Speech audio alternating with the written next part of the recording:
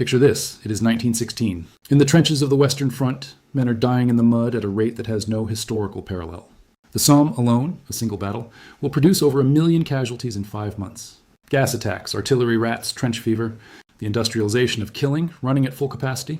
And on the other side of the Atlantic, in an office paneled in mahogany on Wall Street, a man is reviewing his commission statements. His name is Jack Morgan, son of J.P. Morgan, and his bank has just processed another day's worth of Allied purchasing contracts.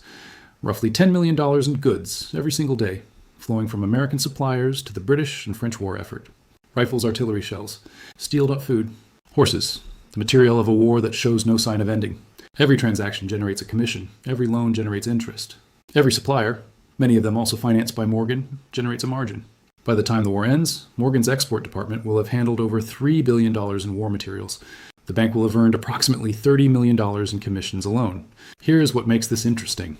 By 1917, the loans the Morgan Bank had extended to Britain and France were at serious risk if the Allies lost the war, or if they lost the ability to keep paying. The financial position of the bank and the military position of the Allied armies had become, structurally, the same position. This video is not about whether bankers caused World War I. There is no smoking gun for that. The war had its own causes, a tangle of imperial rivalries, nationalist movements, military alliances, and decades of accumulated tension that would have found some trigger eventually. This video is about something more specific, more documented, and in some ways more disturbing. It is about the financial architecture that developed around the war once it started, about the structural alignment between private capital and military escalation that made a negotiated peace progressively harder to achieve, and about what the accounting actually shows about who paid for the war and who profited from it. The numbers are in the historical record. You just have to be willing to look at them.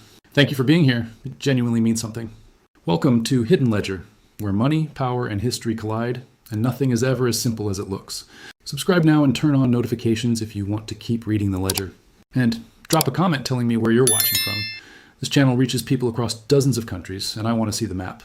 Now here's the detail that no history book quite prepares you for. Paul Warburg, the man who had been in the room at Jekyll Island, who had helped design the Federal Reserve, who was serving on the Fed's Board of Governors when the United States entered the war, had a brother. His name was Max Warburg. And Max Warburg was one of the most important financial figures in Imperial Germany. He was a close advisor to Kaiser Wilhelm II. He was involved in Germany's wartime financial operations. He served as a German delegate to the Paris Peace Conference in 1919. The Warburg brothers, one at the center of American war finance, one at the center of German war finance, were in correspondence throughout the war through neutral intermediaries in Scandinavia. This is not presented here as evidence of conspiracy. The Warburgs were members of a German-Jewish banking family separated by immigration, and their loyalties to their respective adopted nations were genuine. But the structural reality is striking. Two brothers, one on each side of the most destructive conflict in human history, both positioned at the centers of their nation's war finance systems, both with full understanding of how the other side's financial machinery worked. When Senator Gerald Nye's committee investigated the munitions industry in 1934, Paul Warburg had already died. But the committee's findings illuminated the broader world in which men like Warburg had operated. A world in which the boundaries between national interest and private financial interest were, at minimum, consistently blurred.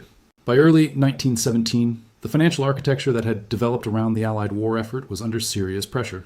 Britain and France had been borrowing heavily from American banks since the early stages of the war. The loans were large, the security behind them was increasingly questionable. Britain's gold reserves had been substantially depleted. France's financial position was fragile. If the Allies were forced to negotiate a peace before they could repay, the private American banks holding those loans would face losses of a scale that had no precedent in American financial history. The Federal Reserve had actually warned American banks in late 1916 against further unsecured lending to the belligerents. The warning reflected genuine concern about systemic risk.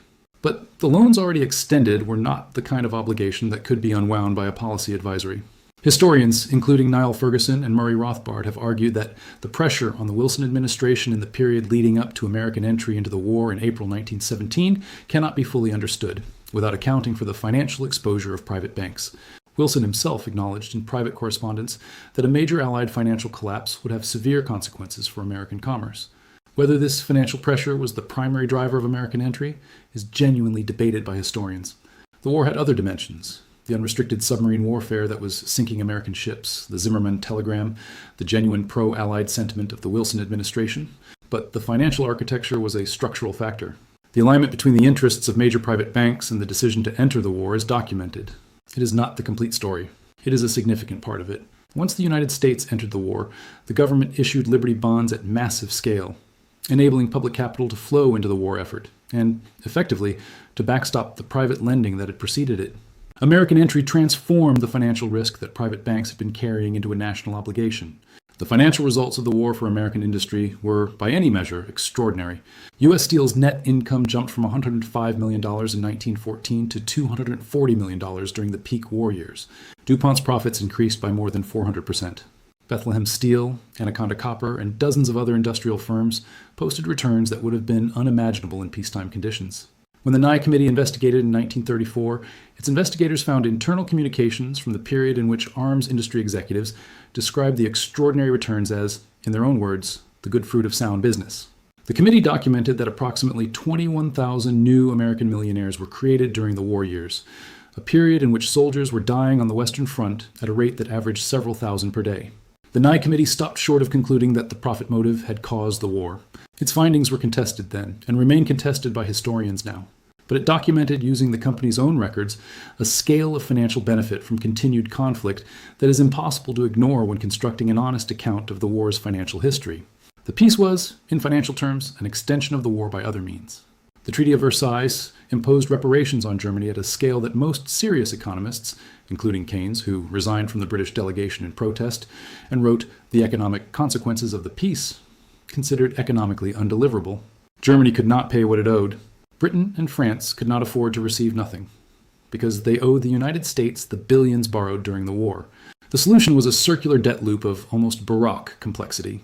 American banks lent money to Germany through instruments like the Dawes Plan of 1924. Germany used those loans to pay reparations to Britain and France. Britain and France used the reparations to service their war debts to the United States. The American banks collected interest on the loans they had made to enable the entire cycle. The system worked as long as American banks kept lending to Germany. When the American financial crisis of 1929 triggered a contraction of international credit, the loan stopped. Germany could no longer service its reparations obligations. The circular loop broke. The economic devastation that followed in Germany, hyperinflation, already in memory, now mass unemployment, created the social and political conditions in which extremist movements found their most fertile ground. The financial architecture of the peace did not cause the rise of National Socialism any more than the financial architecture of the war caused the conflict itself, but it created the conditions.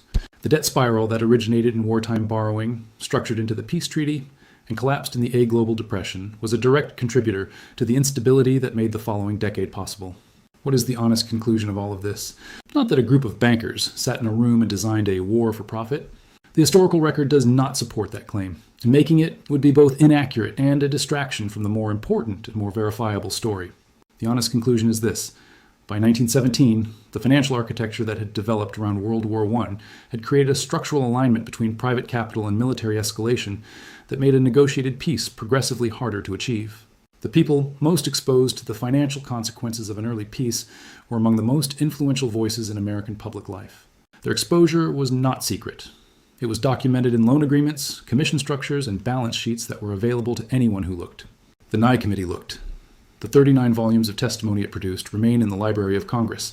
The Jekyll Island meeting is documented in the memoirs of its participants. The Morgan Commission structures are in the historical record. The Warburg family's dual presence on both sides of the conflict is biographical fact. This is not conspiracy, it is structure. And structure is, in some ways, more unsettling than conspiracy, because it requires no villain, no secret meeting, no deliberate plan. It requires only that the incentives align in a particular direction, and that the people responding to those incentives are doing what rational, well-positioned actors in their circumstances would do. The question this history leaves open, and that no one watching this video can honestly say does not apply to the present, is whether the structural alignments of our own era look any different. Which part of this landed like a cold shock for you? Drop it in the comments. I read everyone. And if this kind of deep dive financial history is what you've been looking for, subscribe. History has the answers. I'll show you where to look.